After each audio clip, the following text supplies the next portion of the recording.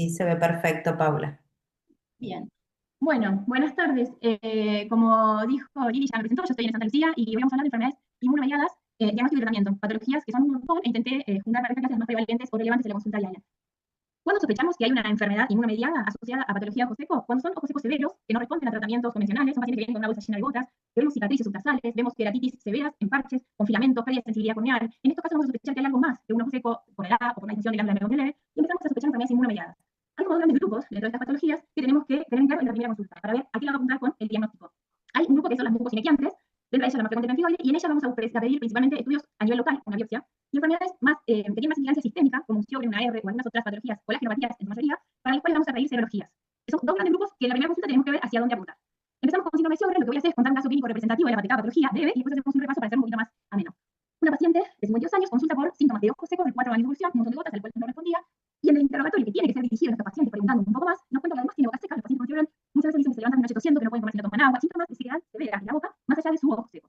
Esta es la paciente, la conjuntiva está bastante respetada, no vemos cicatrices y ninguna lesión, pero la córnea está muy afectada. Tenemos queratitis en parches, no presentaba filamentos, pero estaba reducido en el disco labial y un Schirmer sin anestesia patológico, poca sensibilidad corneal debido a la erosión recurrente y un score de tinción elevado. Este score de tinción es así, está establecido y se usa como criterio diagnóstico que ahora vamos a ver para la enfermedad. Entonces, lo que decimos, en este caso sospechamos más una colágenopatía que una enfermedad mucosinequial donde estaría más afectada la conjuntiva que la córnea en términos generales, ¿no? Entonces pedimos una consulta con reumatología y vino un RO positivo. Recordemos entonces, para el diagnóstico de Sjögren tenemos que tener síntomas en ojo o en boca, más un score de 4 puntos o más. Esto se suma en son 5 ítems, de los cuales 2 son nuestros, son oftalmológicos. Entonces, cuando yo veo esas queratitis feas, muy severas, lo que hago es un informe para el reumatólogo donde informo este OSS o la puntuación de tinción ocular y el Schirmer. Y le digo que busque algo más porque me parece que hay alguna colágenopatía. Puedo pedir yo al laboratorio, a veces lo pedimos nosotros, de acuerdo a donde estemos trabajando, pero lo que hay que hacer es eso. Primero, le informamos nosotros al reumatólogo y ellos nos mandan una devolución. Recordemos que es una enfermedad sistémica, crónica, autoinmune, casi siempre son mujeres jóvenes, y además es una patología de las glándulas exócrinas, lagrimales y salivales principalmente, y más allá de la afección ocular oral, tienen síntomas extraglandulares. En cualquier órgano se puede presentar la patología. Y tiene una incidencia de linfoma mucho más alta que la población general, 40 veces más alta. Hay factores predictores para el desarrollo de linfoma, que lo va a registrar el reumatólogo cada 6 meses, pero muchas veces, sospechando la patología, le podemos salvar la vida a estos pacientes. De hecho, una paciente hace poco tuvo un linfoma no Hodgkin que fue de una linfadenopatía, cumplía criterios, la buscaron un poco más y tenía un linfoma, se curó, se tratan y se curan. Entonces es muy importante en estos casos, no quedamos con la gota y ya está. Cuando es un ojo seco severo, hay que ir un poco más allá y pedirle más estudios. Si es negativo, bueno, pero no podemos no pedirlo, ¿sí? Porque se seca el ojo del paciente con Sjögren. Está afectada la glándula lagrimal, entonces la capa acuosa es el ojo linfosecretor por excelencia, el libro, siempre es el ejemplo porque no hay glándula lagrimal. La disfunción de glándulas de meibómino, que si bien afecta al 85% de la población mundial, muy prevalente, en estos pacientes es más prevalente y más severa. No se sabe exactamente por qué, pero es mucho más grave en estos pacientes, así que estaría también afectada la capa lipídica. Y la explosión recurrente lleva a la pérdida de los del plexo nervioso subepitelial, lo cual generaría una especie de córnea neurotrófica. Esta es una confocal en un paciente con Sjögren donde se ve que hay nervios más finos, más tortuosos y menos densos. Hay menos nervios. Este es el plexo subepitelial. ¿Cómo tratamos un paciente con Sjögren? Esto va a estar apuntado a mejorar los síntomas y su calidad de vida. No vamos a curar a un paciente con Sjögren, ni nosotros ni el reumatólogo. Nunca vamos a dejar, nunca vamos a tener la sensación de que lo podemos seguro. Sí mejoran, pero la sequedad va a persistir. Esto hay que entenderlo nosotros y explicárselo al paciente en la primera consulta, porque si no es muy frustrante, le pongo algo que no me curo, bueno, pero evitamos infecciones y mejoramos la calidad de vida. Siempre que yo tengo un paciente con Sjögren, tengo que empezar con el tratamiento, que ahora lo vamos a ver, local, no sistémico. La indicación de tratamiento inmunosupresor en un paciente con Sjögren solamente se indica si la enfermedad sistémica está activa. Lo que yo le por local Sjögren muy estable no le va a mejorar el ojo seco. Esto es muy importante porque muchas veces le llamamos al reumatólogo para que le dé algo y el reumatólogo nos dice que no, porque no tiene nada, y el sistémico tiene razón. A nivel local todo le tenemos que dar y manejamos nosotros, pero a nivel sistémico solamente si el reumatólogo lo considera hay score para la actividad sistémica y solo en estos casos se da. Y cada paciente va a ser diferente, como todos los opiniones, cada uno responde de manera distinta. Entonces, sistémico lo maneja el reumatólogo y el tratamiento tópico tiene dos pilares que son lubricar, porque tenemos muy poca agua y muy poca capa lipídica, y desinflamar. Esos son los pilares de este tratamiento. En cuanto a los lubricantes, pueden ser artificiales, siempre tratamos de usar los que no tienen conservantes, y los que tienen conservantes, tratando de evitar el MAC, se usan hasta 4 veces por día. No hay una gota que sea mejor que otra, en cada paciente está más o menos cómodo, eso depende de cada paciente. Y lo biológico, lo que más usamos es el sorbatólogo, que se usa en casos un poquito más avanzados. Habitualmente intentamos que el paciente tenga un tratamiento sistémico para que sus anticuerpos no estén tan altos en el suero, entonces no estemos poniendo anticuerpos nosotros al extraer sangre y usarlos, ¿sí? Los secretagogos están los sistémicos que lo hablaron, no había nombrado, el huetón, la marca de la pilocarpina, no sirve, es malo que el paciente aumente su producción de saliva de la lágrima, a nosotros no nos sirve, la pilocarpina legal y tiene un efecto adverso que es muy incómoda. Y los tópicos de ranipide, en la que disponemos, y son ojos severos, no va a cambiar mucho la historia de ranipide, pero se puede llegar a usar. Yo personalmente lo uso para reducir toxicidad, se ponen tantas cosas que lo que no suma no lo usan. En cuanto a los antiinflamatorios, los AINES no los vamos a usar porque generan melting e hipoxia corneal. Y lo que sí muchas veces empezamos a usar en el tratamiento son corticoides, fluorometadona o loperamide que no se absorben, tanto no me interesa que entren en la anterior, sino que sean bien de superficie. Estos se usan más que nada para que el paciente tolere bien lo que le vamos a dar después, que son ahorradores de corticoides. Por ejemplo, citocolina, que además usamos que arde bastante, y un ojo muy inflamado, para mucho más que el paciente que agarra fobia y no lo quiere seguir usando, entonces para que tolere mejor lo que viene, indicamos 2 o 3 semanas de corticoides en dosis decreciente. La ciclosporina, que es la más usada y de más fácil acceso se consigue, viene la presentación comercial, que es al 0,05 o el 0,1, los dos van cada 12 horas cualquiera de las dos concentraciones, y la 0,05 no tiene conservantes y es la que habitualmente preferimos en estos pacientes, todo lo que sea libre de conservantes, y la del 0,1 muchas veces es más fácil para el paciente ponerla porque no son ampollas y demás, pero bueno, en general usamos las de presentación comerciales. Se puede mandar a preparar a dosis más altas, a mayor concentración de la droga es arde un poco más y aparte se diluye en aceite de castor y es también bastante irritante. Así que, personalmente, lo que más uso es ciclosporina comercial. Lo que hace la ciclosporina es aumentar la producción de lágrimas, el plexo ese nervioso que se pierde lo mejora, aumenta la concentración de células mucosecretantes. Todo esto es sirve para todas las patologías, ¿no? No solamente para ciclosporina. Pero bueno, estos son los efectos en general de la ciclosporina. El tacrolimus tiene el mismo efecto que la ciclosporina, se une a la ciclofilina, entra al núcleo, inhibe la interleuquina 1 y toda la caja inflamatoria, y pero arde mucho más y es menos tolerado que la ciclosporina, y siempre se manda a preparar porque no hay presentaciones comerciales. Es más rápido su efecto porque es más afín por esta ciclofilina, pero es menos tolerado. La ciclosporina siempre esperamos 90 días. 90 días alcanza su máximo efecto, porque si bien tiene el núcleo, frena la caja inflamatoria, todos los mediadores inflamatorios que estaban en superficie no se van a ir de un día para otro, por eso se la espera. Y el Liftegras, que la marca Mercedes-Xidra, inhibe la quimiotaxis de los leucocitos hacia el sitio de inflamación. Bien, pasamos a otra patología, que es la queratitis ulcerativa periférica, o PUC, que muchas veces nombramos así. Es un caso de una paciente de 55 años que tiene diagnosticada artritis reumatoidea hace 20 años y está en tratamiento con 8 miligramos de prednisona por día. Hace 20 años tiene hipercolesterolemia, diabetes, hipertensión, osteoporosis, Cushing, todas las complicaciones de un corticoide de tantos años, y su enfermedad sistémica está activa. La paciente le dio controles y apareció en otro hospital, en el nuestro, con un adelgazamiento. Apareció un adelgazamiento, por favor, sí, se escucha. Con un adelgazamiento corneal en otro hospital, y hicieron un recubrimiento conjuntival. Se degradó ese recubrimiento y le volvieron a hacer otro recubrimiento conjuntival, se volvió a degradar, se necrosó todo y ahí llega al hospital. Cuando lo observamos en la lámpara ventricular, tenía el ojo derecho bien, el ojo izquierdo tenía este adelgazamiento a nivel nasal periférico, y en el centro de la córnea estaba también adelgazado. Esto, recordemos que el PUC es periférico, pero al llevar el recubrimiento con todos los anticuerpos aquí al centro de la córnea, también se lesionó esa parte de la córnea. Ella venía con un antibiótico de superficie, lo que hicimos nosotros fue indicar el antibiótico, porque hay un efecto epitelial para prevenir que se infecte, lubricantes sin conservantes, bien frecuentes, y le dimos corticoides 1 miligramos kilo día y doxiciclina 100 miligramos cada 2 horas, que es la dosis máxima que usamos para inhibir la degradación de la matriz extracelular. Ahora lo vemos. Además, por supuesto, pedimos interconsulta con otro reumatólogo que con el tiempo, bueno, mejoró el tratamiento sistémico, terminó con tolerância a la paciente y con todas las complicaciones de tanto corticoide. El corticoide que nosotros le damos es en agudo, después lo sacamos. 2 meses después, la paciente no lo volvimos a operar, por supuesto, mejoró un tratamiento médico, el ojo derecho siguió estando bien y el ojo izquierdo no se perforó y todo el efecto epitelial cerró. Entonces, repasando la patología, la queratitis ulcerativa periférica que presenta en pacientes con un efecto epitelial bien periférico, que tiene fotofobia, dolor y sensación de cuerpo extraño y ojo rojo. Muchas veces, la mayoría de las veces saben que tiene una enfermedad autoinmune porque se ve después de varios años, por lo menos 10 años de enfermedad autoinmune, para tener artritis reumatoidea, que es más frecuente para que se presente esto. Pero igual puede ser la primera presentación de la enfermedad que tenemos que sospechar siempre. Y se supone que hay implicados anticuerpos y linfocitos T, células, que están. ¿Por qué se afecta la periferia? Porque la periferia de la córnea no es igual del centro de la córnea. Hay mayor cantidad de células inflamatorias, complemento, y está más cerca de la conjuntiva, que es muy vascularizada. Entonces, lo que sucede es una vasculitis en el limbo, y eso es lo que inflama la córnea de forma secundaria. Entonces, el paciente, la foto más grande, no sé si se ve la flecha cuando señalo, que tuvo una queratitis ulcerativa periférica y una escleritis necrotizante, que es algo que se asocia frecuentemente en los pacientes con Wegener. Es un paciente con una granulomatosis de Wegener muy agresiva, mal tratado sistémicamente, mal medicado, y se presenta así, el paciente falleció poco tiempo. Entonces, es muy importante en estos pacientes hacer el tratamiento nosotros empezamos con el corticoide. Depende de donde estemos, le podemos pedir, por ejemplo, en alguna clínica o a un hospital, como estoy yo en el Santa Lucía, tengo un servicio clínico y el laboratorio guardia, le pido un laboratorio básico para ponerle el corticoide, porque si no le damos el corticoide son vasculitis sistémicas, que además afectan el ojo. Pero son pacientes que si no los trato, tienen una mortalidad en 5 años muy alta porque se afectan muchos órganos con esta vasculitis. Hay un micrófono abierto de alguna doctora que está hablando, por favor, ¿lo puede cerrar? La causa más frecuente es la artritis reumatoidea de las autoinmunes, que se ve en casi el 40% de los casos es por AR. La que sí en frecuencia es la granulomatosis de Wegener. Bien, entonces, en cuanto al tratamiento es, según la causa, lo que sí o sí hacemos es tratamiento con corticoides sistémicos, y si no lo puedo yo, consulta urgencia en una guardia clínica, que es el sitio clínico. La doxiciclina la damos porque se inhibe la degradación de la matriz extracelular al inhibir metaloproteinasa y la interleuquina. La cirugía, habitualmente no la usamos, es discutido, se puede resectar la conjuntiva que está cercana a la lesión para que los vasos no sigan inflamando, pero realmente el tratamiento es médico. El corticoide tópico en este caso no me va a servir, lo que necesitas, excepto que esté asociado a una uveitis anterior que no es frecuente, ahí sí le pongo acetato de prednisona, pero lo que sí o sí hay que hacer es desinflamar a nivel sistémico, y el antibiótico tópico se pone porque es epitelial y no queremos que se infecte. El tratamiento definitivo va a ser el reumatólogo, que son inmunosupresores. Muchas veces la psicofamilia, como el alquilante de inicio, como el corticoide, son casos agresivos. Bien, y por último, hiperactividad ocular, que es también cada día más prevalente. Este es el caso de una paciente de 67 años que tiene síntomas de ojo rojo un día, secreción, lagrimeo, muchas gotas y ninguna me sirve, usa otros para el glaucoma, lo cual también suponíamos que puede llegar a ser la causa irritante. Bueno, le pedimos una biopsia porque tenía muchas cicatrices, y habitualmente los pacientes que usan gotas de glaucoma, si bien pueden hacer un pseudo pentioide, no hacen semejantes simples para cicatrices, afectan sí la superficie, pero no tan severa, y la biopsia es la positiva para pentioide. En un estadio 3 póster con actividad inflamatoria. Ahora lo vemos. Por lo tanto, bueno, este es el caso, la foto de la paciente, el ojo derecho y izquierdo, ahí se ven los puentes fibrosos de conjuntiva en el ojo derecho, el que lo pone en un estadio 3, en el ojo izquierdo tiene también fibrosis que va a divulgar a casal, y muy cortado al fondo del saco, y la córnea está bastante respetada. Esa es una gran diferencia, como habíamos visto al comienzo de la presentación, entre patologías mucosignificantes que tienen mucho más afectada la conjuntiva que la córnea, aunque no es siempre así, y la córnea también se afecta en estos pacientes, pero habitualmente tienen peor la conjuntiva que la córnea, y los pacientes con colágenopatías como el Sjögren o la AR tienen más afectada la córnea que la conjuntiva. Entonces eso es lo que nos lleva a pensar en una u otra grupo de patologías. ¿Sí? En este caso tenemos micofenolato, dosis crecientes, hasta llegar a 2 gramos por día, que es la dosis máxima, y el tratamiento tópico de ciclosporina lubricante. En estos casos, el tratamiento local no es tan importante como el Sjögren, si no lo hacemos. Lo que importa en estos casos es el sistémico. Un paciente con enfermedad activa se trata de forma sistémica, no me va a alcanzar con gotas como si puede mejorar en el Sjögren.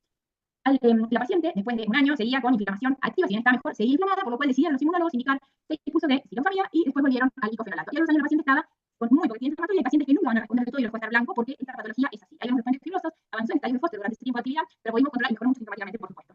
Entonces, cuando pensamos en un pemphigoide ocular, habitualmente pacientes añosos, hay pacientes jóvenes también, de hecho tengo niños que tienen biopsia positiva, pero lo más frecuente es que sean pacientes alrededor de 70 años, la mayoría son mujeres, son pacientes que vienen con muchas gotas, no responden a nada, y vemos cicatrices subclavicular, o que se escucha con lagrimal, o que se borran las carúnculas. Ese millonar en estos pacientes es muy sugestivo de patología de ocular. La carúncula se borra, se plastifica, el ya no se estira y se queratiniza. Ahora vamos a ver una foto. Recordemos que entonces es una enfermedad autoinmune crónica donde hay autoanticuerpos contra las proteínas de anclaje de la membrana basal al estroma. Entonces, lo que sucede es que se hacen ampollitas muy chiquitas que duran muy poco tiempo, se destechan y dejan una cicatriz. Esto afecta a la membrana basal, se ven depósitos lineales. Lo que vemos nosotros son las cicatrices, las ampollas no las vamos a ver. El Foster lo clasificó en 4 estadios. En el primero vemos cicatrices subtarsales. Esto es lo que decía antes, la carámpula que se queratiza y se pierde, se pliegue. En el estadio 2 están tratando de ser recortados. En el estadio 3 se ven puentes fibrosos entre conjuntiva vulvar y tarsal, se llama simbléfaro. Y en el estadio 4 es tanta la cicatrización que hay que el ojo ya pierde movilidad, no se mueve, para las posiciones de la mirada delimita muchísimo. ¿Cómo confirmamos el diagnóstico? La enfermedad se sospecha clínicamente y se confirma con la biopsia. Pero una biopsia negativa no me va a descartar la enfermedad. Tenemos que tener clínica y biopsia para confirmar la biopsia. Hay distintos trabajos. Actualmente se sigue considerando la inmunofluorescencia directa como el gold estándar ante nuestro medio, pero no estamos ahora en la inmunohistoquímica. Para la inmunofluorescencia tenemos una sensibilidad que va entre un 60 y un 80%, de acuerdo a quién analiza la muestra, si tiene más o menos experiencia y de lo que digamos. Y si sumamos las dos técnicas, la sensibilidad, por supuesto, es mayor. Para la biopsia que vamos a analizar con inmunofluorescencia directa, tenemos que preparar los frasquitos, se van tomando muestras de 2 por 2 milímetros de la conjuntiva superior o temporal. No tocamos la conjuntiva nasal inferior porque es donde más caliciformes hay y no la quiero perder. Entonces mandamos uno en forma y otro fragmento en solución fisiológica y se tiene que procesar dentro de las 24 horas.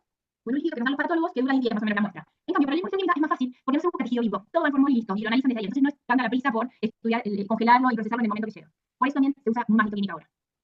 Esto es, ¿qué pasa cuando las biopsias vienen? La parte esa de los anticuerpos, no, lo que primero haces es ir a buscar y a leer si yo positivo o no, si están los anticuerpos. En realidad, sí, estamos supuestos que se confirma, pero la primera parte es muy subjetiva. Cuando ustedes pidan la biopsia, pidan anatomía patológica más inmunofluorescencia o clínica. Porque la anatomía patológica que me muestra, que ves células calciformes, que hay paraqueratosis, que hay ectasias linfáticas, que hay mastocitos. Cuando hay mastocitos, eso es muy subjetivo en pemphigoide. Y los anticuerpos, por supuesto, confirman, pero la primera parte ayuda muchísimo al diagnóstico también.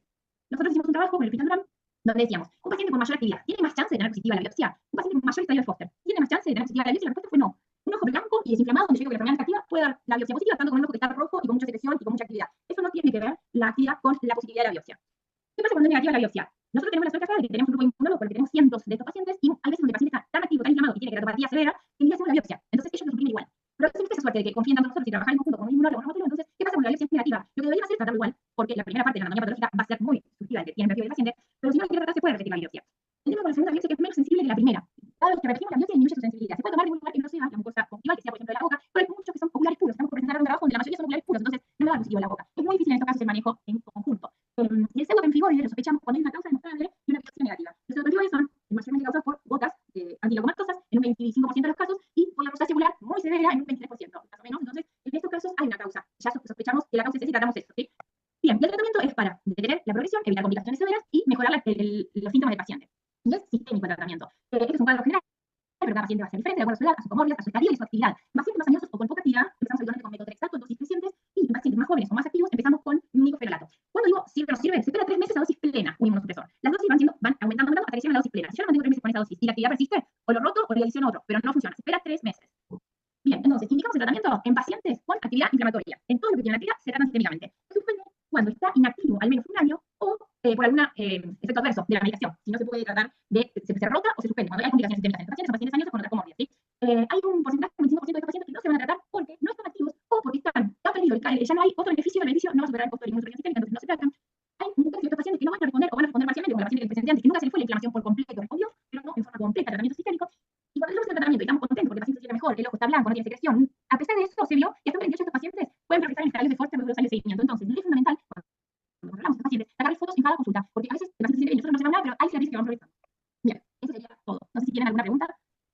Paula, la verdad que ha sido muy práctica y didáctica tu clase. Es muy importante lo que has dicho en cuanto a que estas son enfermedades autoinmunes que no las vamos a curar, sino mitigar los síntomas. Eso es fundamental, hacérselo comprender al paciente. El paciente debe entender que son enfermedades crónicas con las cuales va a convivir y nosotros trataremos de disminuir la signo-sintomatología, pero no curarlos. Y efectivamente, como en el caso del pemfigoides, cuando se estabiliza podemos disminuir la inmunosupresión o retirarla y mantener solamente la tópica. En cuanto al pemfigoides, sospéchenlo siempre, como dijo Paula, en aquellas conjuntivitis crónicas. No tenemos por qué tener conjuntivitis de por vida. ¿Por qué vamos a estar con conjuntivitis? No, la conjuntiva es conjuntiva, no tiene por qué estar inflamada de por sí toda la vida, o vuelve, va, viene.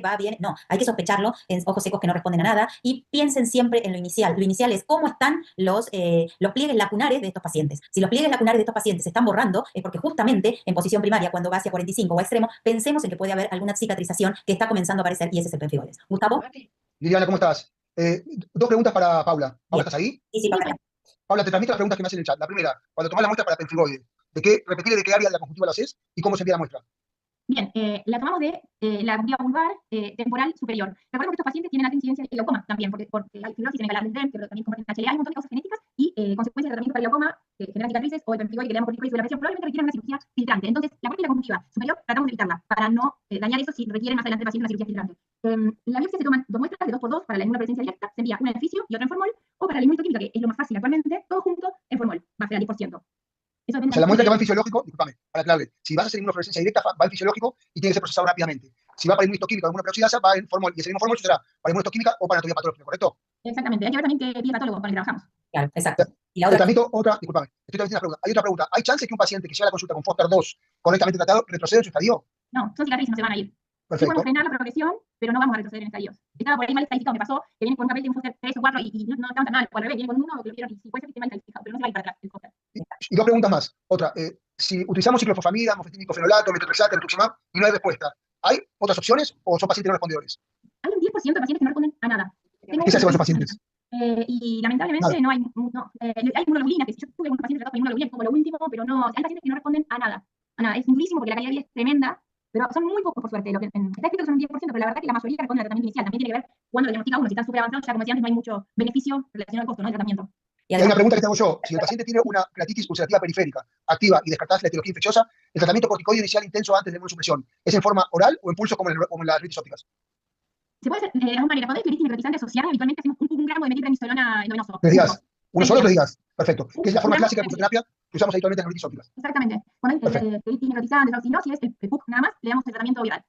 Mil gracias, Paula. Clarísimo todo. Evacuamos todas las dudas. Te hice otras preguntas de los colegas. Así que, como siempre, este tema lo tenés recontra claro y aprendemos todos. Yo también recordé un montón de cosas que no tenía claro. y la otra cosa ¿Vale? que Gracias. buscaban es si se toma la muestra de ojos diferentes, una de uno y otra. No, porque No, ojo, preservás el otro. tal ¿Del cual. mejor o del peor? Sí. De- El peor, ¿Peor o sí, del mejor? del peor ojo, porque si se llega a incendiar, que muchas veces estos pacientes, por ejemplo, la muestra sin aromas, horrible, yo siempre tomo el peor ojo. Exacto. Y la otra Total. cosa es que muchas veces los no respondedores son los más jóvenes. Recordemos que Sí. los respondedores a partir de los 50 años pueden estar, y esos son los que son más difícil el manejo tanto sistémico como tópico. Gracias, Paula. Impecable. Impecable. Gracias, muchas gracias. Muchísimas gracias. Bueno, vamos a continuar con el doctor Rodrigo Torres, conocido por todos, amigo personal, editor en jefe de la revista Oftalmología Clínica y Experimental, mucha experiencia en investigación básica y clínica aplicada, consejero de muchos ensayos clínicos, y nos va a hablar de la importancia de la investigación en la oftalmología. Rodrigo, buenas tardes, bienvenido. Gracias por participar. Hola, Gustavo. Muchísimas gracias, Liliana y Gustavo, por la invitación. Felicitaciones a la Universidad FASTA por estar llevando a cabo este curso de posgrado y principalmente felicitaciones a todos los asistentes a este curso. Lo que quiero transmitirles en esta presentación es la importancia de que puedan realizar investigación en superficie ocular desde el ámbito clínico-quirúrgico. Entonces, lo que vamos a ver es qué podemos investigar, por qué y cómo hacerlo.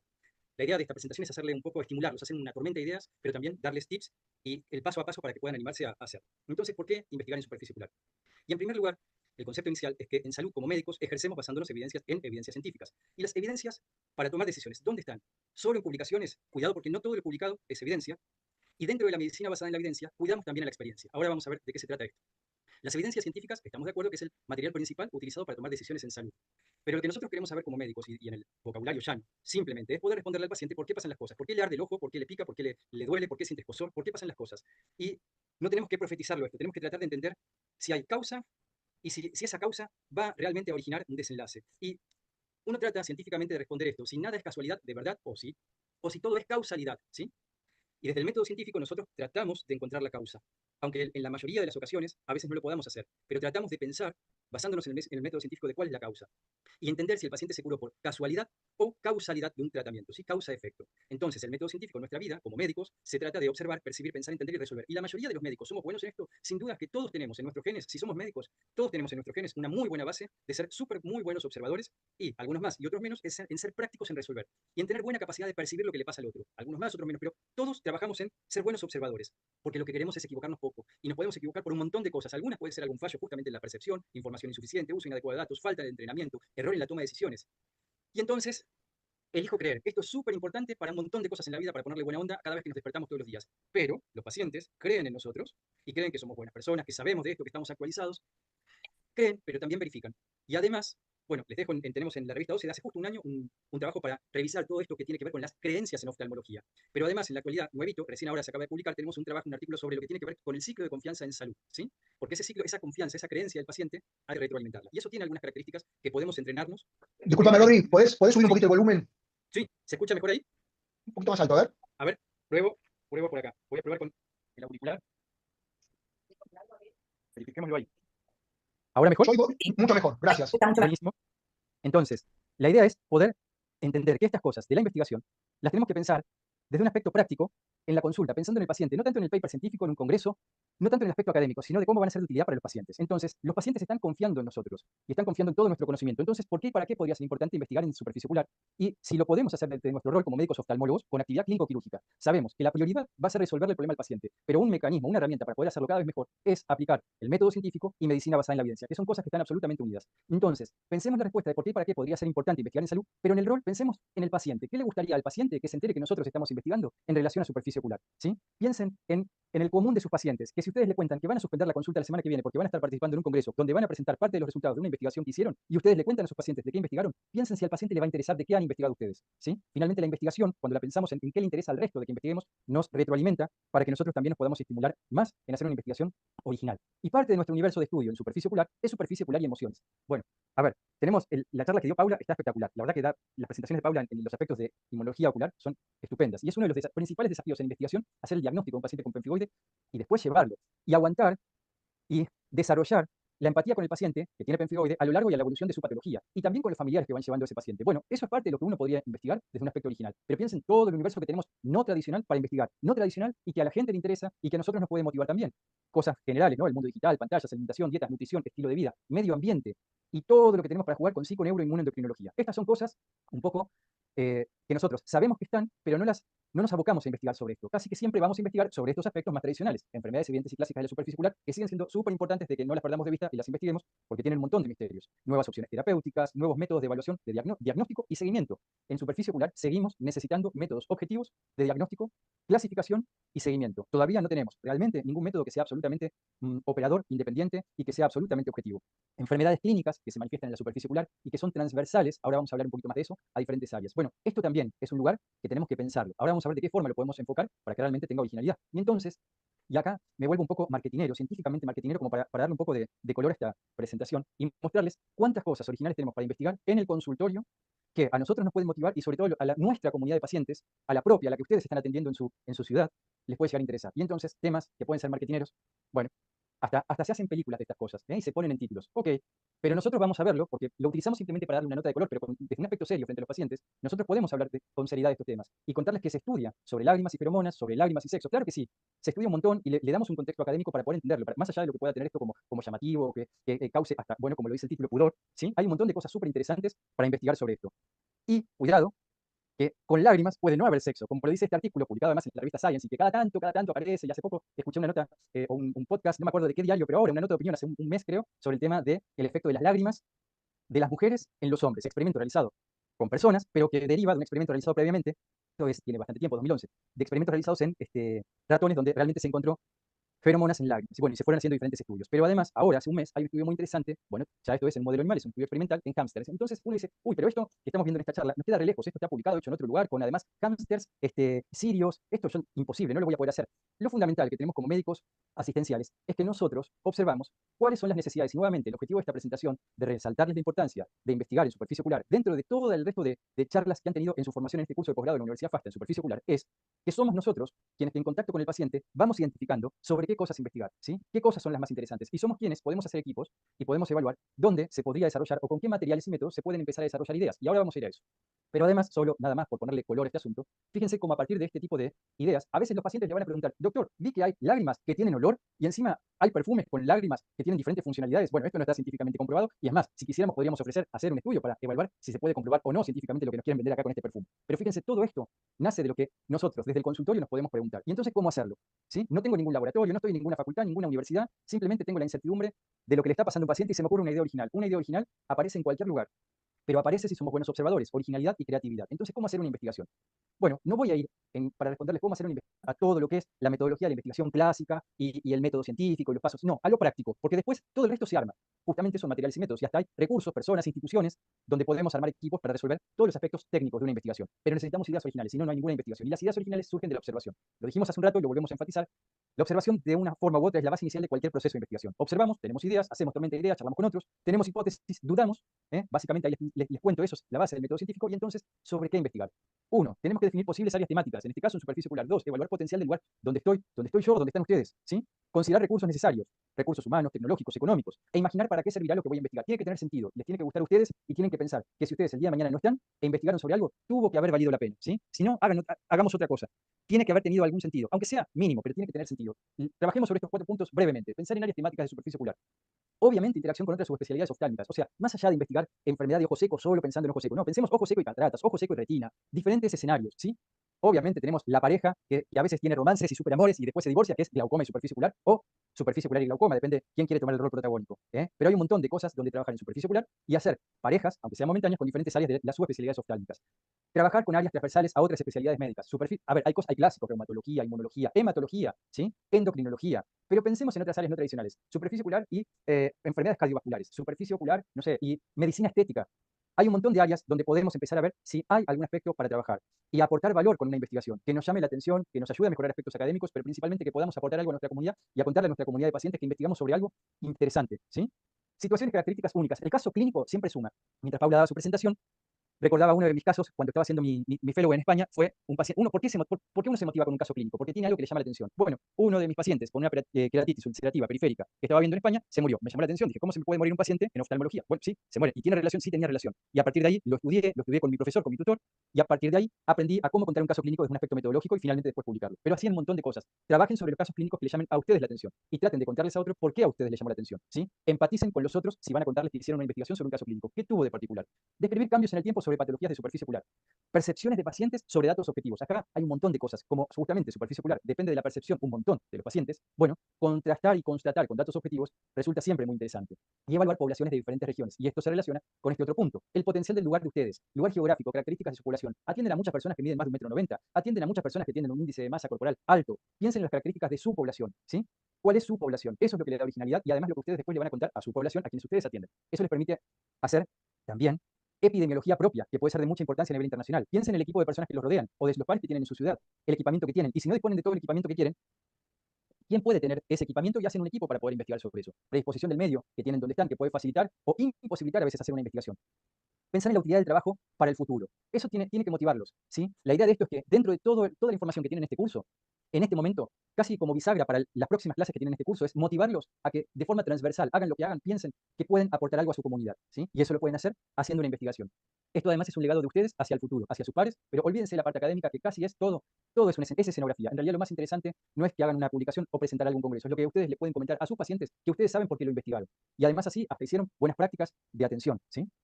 Bien, y ya para terminar, en recursos. El recurso más caro es el tiempo, ¿sí? Totalmente. Ustedes están invirtiendo tiempo, más allá de un recurso académico, en hacer esto. Pero les aseguro que les cuesta mucho más en tiempo que en dinero estar haciendo este curso. Pero es una inversión. Investigar es una inversión, que tienen que disfrutarlo. Recursos, van a necesitar otras personas. ¿Cuántos casos? Necesidad de estudios, información, permisos, aspectos bioéticos. Hay muchas cosas interesantes de la bioética que a veces se charlan o se cuentan mal, ¿sí? Todo esto tiene que ver con armar equipos. Bueno, hay reformas de tener recursos. Y ya justamente, bueno, para ir terminando, equipos. Cuenten, por un lado, con la Sociedad Argentina de Superficie Ocular, la SASO, donde si tienen alguna duda y quieren hacer alguna cosa de investigación, nos lo pueden consultar y vamos a tratar de actuar en equipo para ayudarlos. El Consejo Argentino de Oftalmología, con la revista Oftalmología Clínica y Experimental, tiene una vía de entrada de consultas. Entonces, si ustedes quieren hacer una investigación y tienen una idea, la pueden consultar bajo correo electrónico. Eso se mantiene de forma confidencial y no se les va a robar la idea. De hecho, queda registro de que la idea ustedes la hicieron por consulta bajo un correo electrónico. Distinto es si ustedes hacen una idea, la consulta una idea original en el café en el hospital, ¿sí? O en el coffee break en un congreso. Bueno, si tenían una idea original, no era tal vez el momento. Sí hay formas de estimular que eso pueda crecer. Y hay todo un desarrollo de materiales y métodos para que ustedes puedan, en equipo a veces, o con asesoramiento, de cómo llevar adelante una investigación. Y lo primero que tenemos que hacer para hacer una investigación es hacer el estudio del estado del arte. ¿Qué se ha investigado sobre eso? En el caso tenemos la biblioteca del Consejo Argentino de Oftalmología, donde nos pueden hacer pedidos de artículos y podemos conseguirlos. Y nada más, los dejo, quedan algunos minutitos para algunas preguntas, y si no también me estoy a disposición para preguntas asincrónicas a través de la doctora Liliana Buin y el doctor Gustavo Alperín, y estimularlos. Espero que haya sido una tormenta de estímulos para que puedan intentar preguntarse cosas y hacer investigación para sus pacientes. Dejo de compartir. Gracias, Rodrigo, como siempre, súper interesante y útil y un poco alejado de lo que hacemos todos los días, pero tengamos en cuenta que muchas de las cosas que hacemos, si no las podemos documentar, no tienen la utilidad que queremos y no les sirven a nuestros colegas. Bueno, y que tengamos todos presentes que Rodrigo siempre está para ayudar. Si alguno de ustedes quiere presentar algún caso o una serie de casos o publicar algo, a través del CAO lo puede hacer en la revista OCE y Rodrigo siempre nos ayuda a corregir las cosas que por ahí nos falta a nosotros para poder publicar. Rodrigo, siempre es un placer escucharte. Así que, y muchas gracias. Muchísimas gracias. Quiero destacar el rol que tiene la SASO en esto, que está motivando en equipo, así que nada, no, esto despersonalícenlo, no soy yo, sino que tienen toda una institución a quien poder consultar, y hay muchas personas. Yo estoy acá dando esta presentación, pero hay muchas personas en SASO con muchos más antecedentes y características para ayudarlos en investigación, pero entre todos sumamos un poquito. Eso es lo que trabajamos en investigación. Además quería comentar, y lo digo, no lo hizo, que la revista Oftalmología Clínica Experimental, que es del Consejo de Oftalmología, en el futuro próximo va a estar indexada en PubMed, así que público archivo recibidos, si es según lo planeado, va a ser la única rúbricas indexadas en nuestra tecnología. Y es muy importante que el artículo se indexe para plasmar su originalidad. Exacto. Gracias, Gustavo. Claro que sí. No, por favor. Así que Bueno, bueno, Gustavo es miembro del comité editorial de la revista y en realidad un súper motivador, así que gracias por el comentario. sí, sí. Gracias a vos. Bueno, los dejamos a todos libres, coman rico, disfruten del día de hoy, disfruten de esta primavera que parece ser que viene un poco más soleada. Muchas gracias a todos por estar allí, que tengan una linda tarde y nos vemos el lunes próximo. El lunes próximo van a hacer una presentación de serie de casos porque no va a haber una clase asignada al día y queremos comentarles también que miren los mensajes en el programa, en la plataforma, porque hay una modificación de una de las conferencias que en vez de ser un miércoles va a ser un jueves. Bueno, queda toda la información allí, así que tengan una linda tarde, los esperamos el lunes. Disculpame, y el lunes, además de los casos que vamos a mostrar, va a ser espacio para las dudas que se le hayan generado desde que empezó el curso hasta hoy. Así que buenas noches a todos. Buenas noches. Buenas noches.